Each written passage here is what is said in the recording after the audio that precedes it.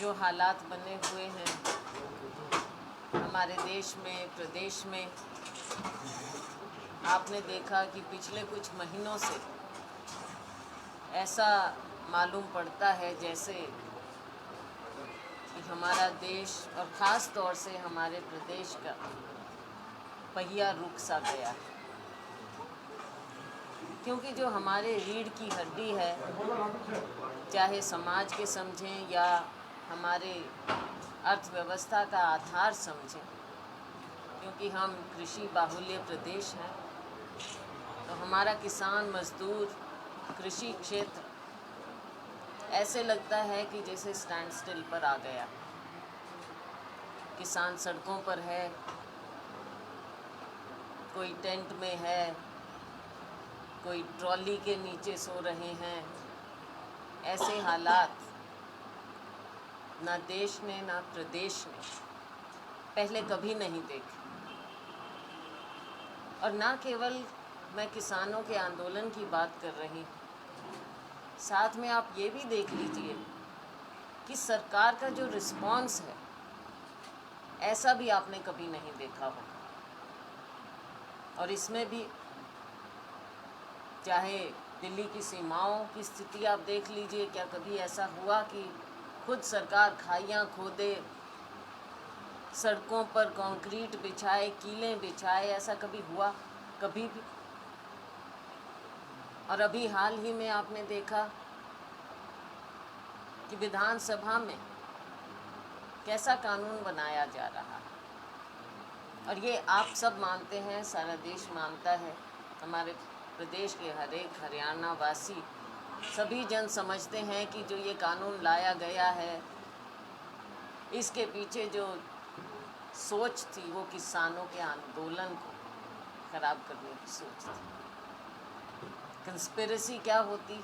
आप मुझे ये बता दीजिए कि अभी तक हमारे पास जो कानून है, क्या वो कम है?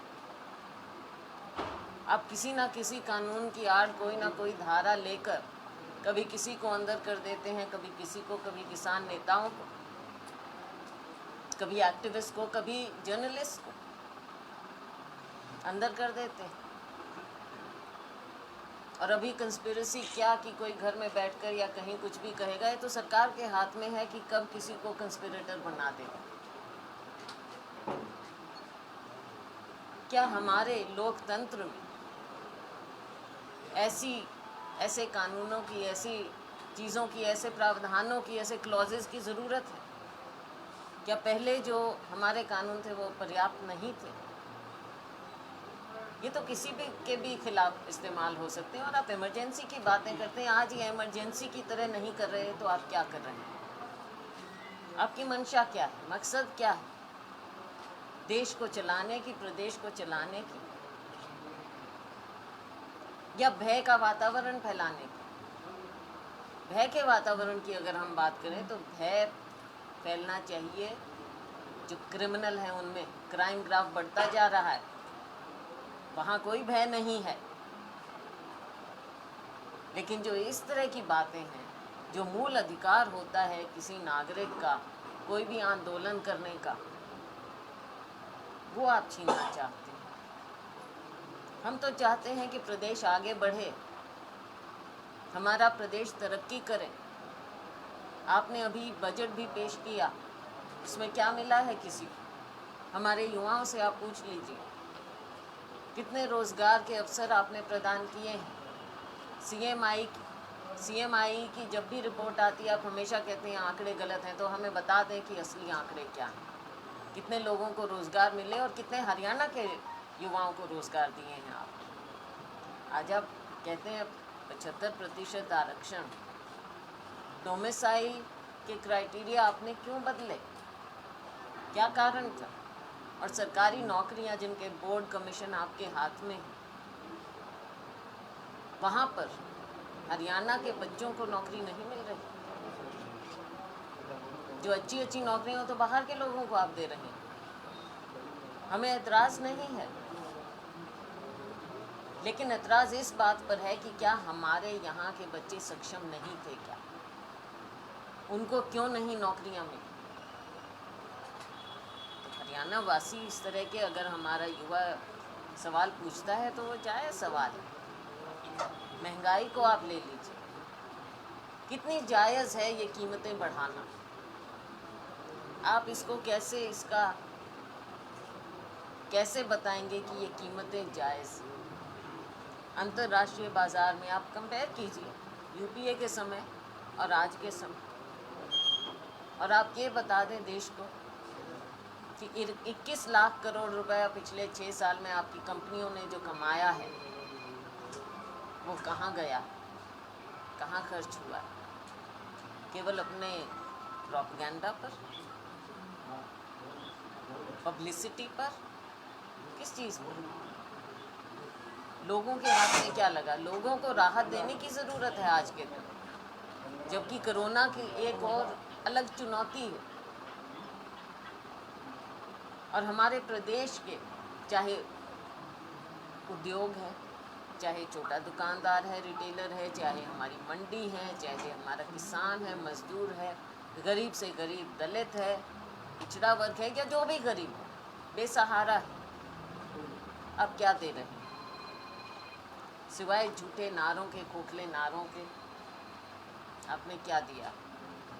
वो हमारे हरियाणा प्रदेश वासियों को ये सरकार बता दे, अच्छा होगा, बजाय इसके कि लोगों को, समाज को आप आपस में डिवाइड बांटने की बात करें। अच्छा मैडम जी, अभय सिंह चौटाला ये कहते हैं कि विपक्ष, हरियाणा में विपक्ष नाम की चीज़ ही नहीं है, क्योंकि विपक्ष अपनी भूमिका नहीं निभा रहा। क्या आपको लगता है सही तरीके से? देखिए, कोई क्या कहता है, किसी की टिप्पणी पर टिप्पणी करना तो कोई मतलब नहीं है, लेकिन मैं ये पूछना चाहूँगी ज़रूर कि पूछना क्या कि कहना चाहूँगी कि बेहतर होता कि अभय सिंह चौटाला जी भी, क्योंकि अपनी पार्टी के अकेले नुमाइंदे थे वो विधानसभा में, अच्छा होता उन्हें चुनकर भेजा था 5 साल के लिए, और वो अपनी बात सदन में रखते, क्योंकि लड़ाई तो हर जगह लड़ी जाती है, ज़मीन पर लड़ते हैं। और लड़ते किस लिए? कोई भी राजनीतिक पार्टी मुझे बता दीजिए, चाहे कांग्रेस है चाहे कोई है। जब ये कहते हैं राजनीति क्यों कर रहे हो, भाई राजनीतिक पार्टी तो राजनीतिक बात उठाएंगी, जिम्मेवारी है, तो इनकी जिम्मेवारी थी। आप राजनीतिक पार्टी के अकेले नुमाइंदा थे, सदन में आपको लड़ना चाहिए था, वो अच्छा रहता।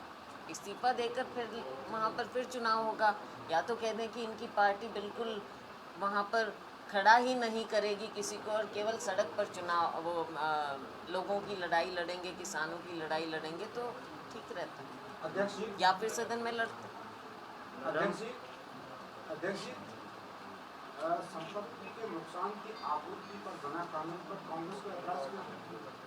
आप इसके प्रावधान देख लीजिए, क्लॉजेस देख लीजिए। मैंने तभी पहले शुरुआत उसी बात से की।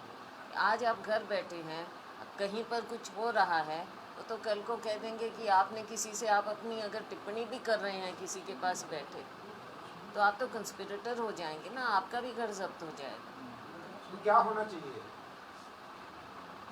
मतलब उस नुकसान की आपूर्ति है। अच्छा, मैं आपसे सवाल करती हूँ, मैं आपके सवाल का सवाल करना चाहूँगी।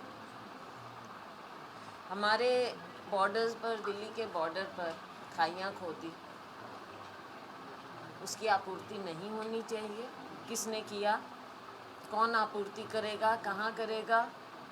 सरकार ने करवाई, सड़कें बंद की, कीलें ठोकी, कौन उसकी आपूर्ति करेगा? बताइए, उसका प्रावधान भी डालिए ना। ये तो नहीं होता कि सरकार कुछ भी करे और वो उससे अबव लॉ हो जाए। डालें, तो मतलब सबकी पूरी जवाबदेही हो। अगर आप जैसे नागरिक को, मैं अपने को नहीं डालूंगी, आप कहोगे कि भाई राजनीति तो राजनीतिक है। आप नागरिक हो, आवाज़ उठाते हो किसी के खिलाफ, आप जर्नलिस्ट हो, आप किसी बात के खिलाफ आवाज़ उठाते हो, तो आप भी उसमें कंस्पिरेटर हो सकते हैं। आपकी अगर प्रॉपर्टी जब्त हो जाए, कहीं कुछ हो रहा है, किसी ने नुकसान किया है, तो आपको उससे आपत्ति होगी क्या? तो मुझे संपत्ति का नुकसान तो नहीं करना चाहिए। हाँ, मैं वही कह रही हूँ ना, संपत्ति का नुकसान हुआ, कहीं हुआ, वो अलग चीज़ है, लेकिन उसमें किस किस को जोड़ सकते हैं? किसी को भी जोड़ सकते हैं, आपको भी जोड़ देंगे, आपको भी जोड़ सकते हैं। आपकी संपत्ति भी जब्त हो सकती है, तो आपको एतराज़ है कि नहीं है? तो इसका मतलब ये कानून नहीं बनना चाहिए, ये कानून नहीं बनना भाई चाहिए। कानून आप लाए किस लिए हो? आज के दिन आप केवल किसानों को कटघरे में खड़ा करने के लिए लाए हो। इसकी टाइमिंग भी तो आप देख लीजिए। अच्छा होता, डिस्कस होता, इसको पब्लिक डोमेन में लेकर आते। कितने प्रावधान हैं जो कि नहीं होने चाहिए। मैडम आप ये कह रहे हैं कि और किसानों अभी जो आपके पास कानून है, क्या वो पर्याप्त नहीं है? आप ये बता दीजिए। ये तो आड़ है संपत्ति की, पब्लिक उसकी, ये आड़ है केवल। मैडम किसान आंदोलन को लेकर बात चल रही है, कांग्रेस भी ये कह रही है कि सरकार गलत कर रही है, लेकिन हमने विधानसभा में भी सुना, लोकसभा में भी सुना, आरोप लगा कि कांग्रेस पार्टी की ज़्यादातर रिकमेंडेशंस इस कानून में शामिल की गई हैं और भूपेंद्र सिंह हुड्डा की अध्यक्षता में एक कमेटी बनी थी, उसमें इसी तरह की रिकमेंडेशंस की गई, तो वो आपको ही ब्लेम कर रहे हैं। मेरे ख्याल में हुड्डा साहब ने खुद इसके बारे में कई बार स्पष्टीकरण दे दिया, एक खुद उन्होंने दिया। पंचायतों का समय समाप्त हो चुका है, लेकिन अभी चुनाव डर रहे हैं, लोगों के बीच में जाने से डर रहे हैं,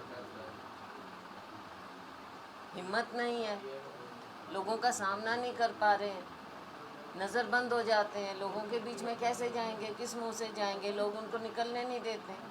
भाई जनप्रतिनिधि हो, आप लोगों के बीच में ही नहीं जा सकते हो, काहे के प्रतिनिधि हो आप?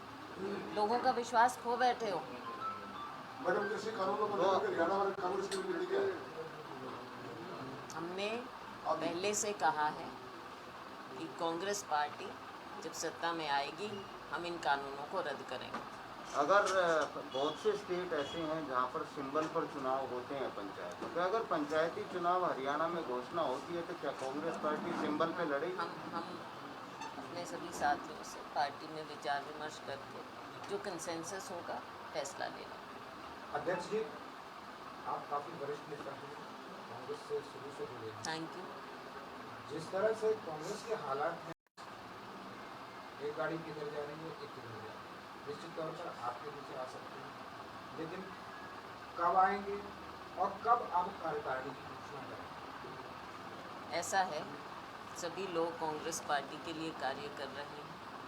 रही बात संगठन की, संगठन के लिए हम शीघ्र ही आजकल में अनाउंस करेंगे। हमारे पर्यवेक्षक हर ज़िले में जाएंगे, वहाँ पर हमारे कार्यकर्ताओं से, कांग्रेस जनों से विचार विमर्श करेंगे संगठन को मजबूत करने के लिए और आगे संगठन बनाने के लिए। 1-2 दिन में हमारे पर्यवेक्षकों की घोषणा हो जाएगी। उत्तराखंड के सीएम ने महिलाओं की फटी हुई जींस को लेकर टिप्पणी की है, आप क्या कहेंगे? देखिए, बात इस तरह की है, इनकी मानसिकता देख लीजिए।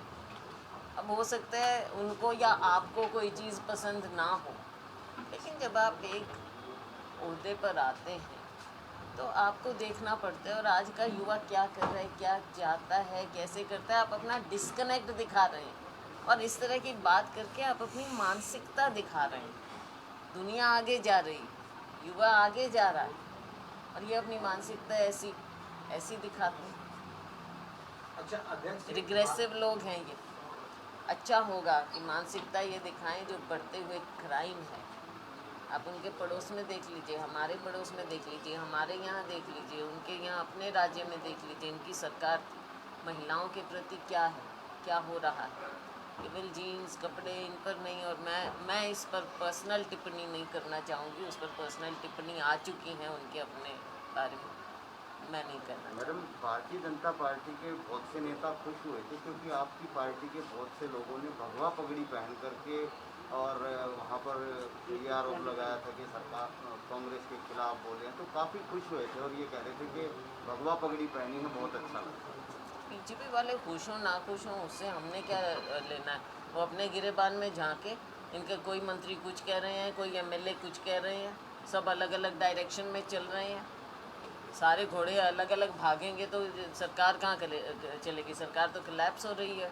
यहाँ प्रशासन, सरकार नाम की कोई चीज़ नहीं है। मंत्री अपनी कुछ कहते हैं, अपनी फाइलें करते हैं, कोई कुछ कहता है, कोई अफसर ये वो, कि सरकार ऐसे चला करती है कि हमारे ऊपर टिप्पणी ना करें। जो हमारा ये है मुद्दा, ये हमारी पार्टी का अंदरूनी मुद्दा है और हमारी हाईकमान ने इसका संज्ञान लिया है और हमारे जो इंचार्ज हैं उन्होंने जो बात कही है हम उनके साथ हैं, उनसे सहमत हैं जो उन्होंने कहा। तो कंट्रोल हो गया है वो सिस्टम जो वहाँ हमारी पार्टी उसको देख रही है, हमारा मामला है। अध्यक्ष जी, बीजेपी अपनी चिंता करे। केंद्र स्तर पर G23 का आप देख लीजिए बंगाल में क्या हुआ है, जो पता चला है कि टिकट दे रहे हैं और उनकी टिकट लेने से लोग भाग रहे हैं।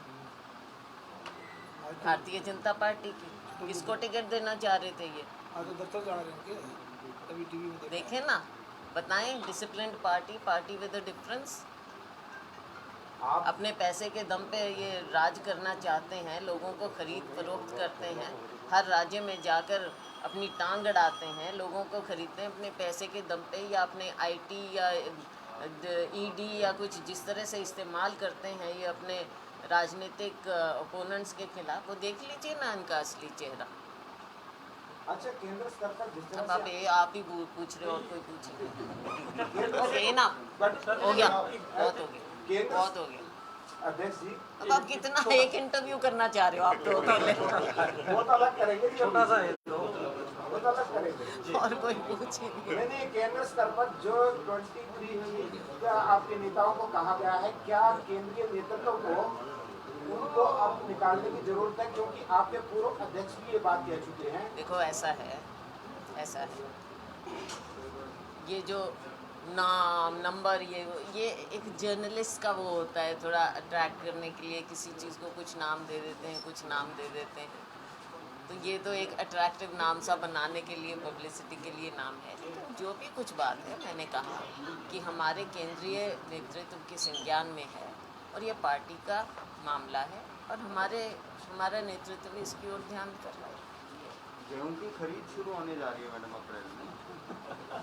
गेहूं की खरीद शुरू होने जा रही है अप्रैल में और सरकार ये कह चुकी है कि अब पता चल जाएगा एमएसपी था, है और रहेगा। देखो एक साल में क्या पता चल जाएगा, एक साल में तो कुछ नहीं पता चलना। एमएसपी की बात जो आप ये इंश्योर करिए, बस बात सरकारी खरीद की नहीं है। आपने जब आप प्राइवेट सेक्टर को बीच में इतना बड़ा रोल दे देंगे, आउटसाइड ऑफ मंडी रोल दे देंगे, तो जो कार्टेलाइजेशन हो जाएगा, जो मोनोपोली हो जाएगी, उसके खिलाफ आप क्या कर रहे हैं? ये चीज़ें सरकार को देखनी चाहिए। उसके बारे में आपने कुछ नहीं कहा। आपने तो एक गरीब किसान को, तकरीबन हमारा किसान कर्जे में, छोटा किसान कर्जे में, उसको बचाने के लिए आप क्या कर रहे हैं? क्या आप एमएसपी इंश्योर करेंगे? नहीं कर रही है सरकार, बात ही नहीं कर रही है उसके बारे में। कह रहे हैं हम तो कर रहे हैं, करेंगे, लेकिन बाध्य तो नहीं है ना। जब आप नए कानून लेकर आए, इसकी ज़रूरत क्यों पड़ी? पहले चल रहा था, एमएसपी चल रहा था, सब कुछ चल रहा था। किसान कभी धरने पे नहीं बैठे, आंदोलन पर नहीं बैठे। आज किसान आंदोलन पर इसलिए बैठे हैं, एमएसपी का मुद्दा इसलिए गरमाया है क्योंकि आपने ये 3 कानून बनाए और इसमें आपने जब सारा मार्केट आप खोल रहे हैं, आप एमएसपी का जिक्र नहीं कर रहे और केवल ये कहना और माननीय प्रधानमंत्री जी का ट्वीट करना कि एमएसपी होगा, या माननीय मुख्यमंत्री जी कह रहे हैं कि भाई मैं ये कर दूंगा, मैं इंश्योर करूंगा, ऐसे नहीं होता है। जब आप कानून ला रहे हैं तो कानूनी प्रावधान होना ज़रूरी होता है। उसमें कोर्ट ऑफ लॉ में किसी का वक्तव्य कानून नहीं होता। कानून में क्लॉज आना चाहिए, कानून बनना चाहिए तो मान्य होगा। केवल मेरे कहने से या किसी के कहने से नहीं होगा। बेशक वो देश के प्रधानमंत्री हों, उनका ट्वीट कोर्ट ऑफ लॉ में होल्ड नहीं करेगा। 1000 से ऊपर सरकारी स्कूल भी बंद होने जा रहे हैं हरियाणा में। अब देख लीजिए दशा हमारे यहाँ, जो वैसे ही ना टीचर्स हैं, ना टीचर्स सही ढंग से कहीं जा पा रहे हैं, ना बच्चे स्कूलों में जा पा रहे हैं। आप कह रहे हैं बेटी पढ़ाओ बेटी बचाओ, तो आधी जनसंख्या वैसे ही बुरे हाल हैं और आप स्कूल बंद कर देंगे तो बच्चे अगर अपने घर के नज़दीक प्राइमरी स्कूल में भी नहीं जा पाएंगे तो आगे की शिक्षा लेने कहाँ जा पाएंगे? तो आप तो वंचित कर रहे हैं। कौन सा राइट टू एजुकेशन आप लागू कर पाएंगे? ऐसे वंचित कर देंगे तो बच्चे, खास तौर से हमारे ग्रामीण क्षेत्र के बच्चे, वो तो ये शुरू के पहले दिन से वैसे भी एक डिसएडवांटेज है, और अब आप और डिसएडवांटेज पर डाल रहे हैं और अब निजी क्षेत्र में धकेल रहे हैं। निजी क्षेत्र के स्कूलों का एक अलग मुद्दा है ना, वो आप उसका हल निकाल पा रहे हैं। ये तो बहुत आप रोज़ दिक्कत पैदा कर रहे हैं बजाय इसके कि हल निकालें। सरकार अपनी जिम्मेवारी से पीछे भागती है, खास करके हमारे गरीब बच्चे जो हैं उनके लिए। एक लास्ट क्वेश्चन आपसे। अब तो किताब लिख के लाए हो। महाराष्ट्र में एनसीपी के साथ आपकी गवर्नमेंट है, लेकिन अभी शरद पवार ने कहा है, एनसीपी सुप्रीमो ने, क्या? कि कांग्रेस के विकल्प जो है थर्ड फ्रंट होना चाहिए और वो थर्ड फ्रंट के लिए आह्वान कर रहे हैं। मुझे मालूम नहीं है, एक अलग मुद्दा है, पता नहीं मुझे। देखिए, जहाँ राजनीतिक अपना अपना वजूद रखती हैं, वहाँ पर भी अलग अलग वजूद रखते हैं, महाराष्ट्र में भी। लेकिन समय के मुताबिक हमने वहाँ पर सरकार बनाई, लेकिन सबका अपना अपना राजनीतिक एक रास्ता होता है, उसमें हम क्या कह सकते हैं। लेकिन हमारा विश्वास है कि हम अपनी पार्टी को मजबूत करें, और जहाँ भारतीय जनता पार्टी के खिलाफ हम किसी भी तरह से भारतीय जनता पार्टी को कमज़ोर करें, वो रास्ता हम अब देखते हैं। Thank you.